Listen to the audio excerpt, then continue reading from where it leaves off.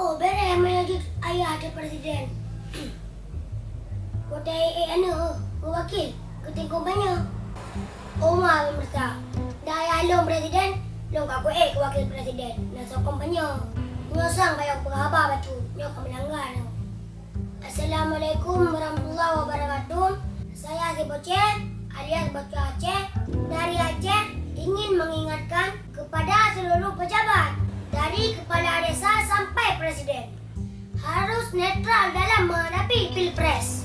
Jangan ada pejabat yang ikut menggunakan fasilitas negara untuk memenangkan salah satu calon. Itu dosa karena fasilitas negara milik bersama. Jangan digunakan salah satu paslon.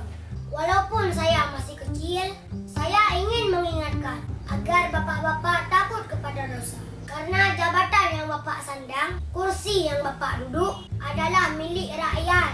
Bapak digaji dengan uang rakyat. Maka bapak harus memihak ke seluruh rakyat.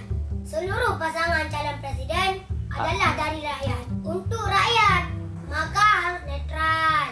Jadi saya lihat selama ini Bapak Presiden, khususnya Bapak Presiden Jokowi, saya lihat Bapak Presiden Jokowi terlalu memihak kepada paslon 02. Artinya Bapak ingin memenangkan anaknya jadi wakil presiden. Jangan menggunakan fasilitas negara. Kalau menggunakan fasilitas negara dengan biaya negara, Bapak dikawal oleh aparat negara, itu menyalahi undang-undang. Itu yang perlu saya ingatkan. Sekian Pak Jokowi.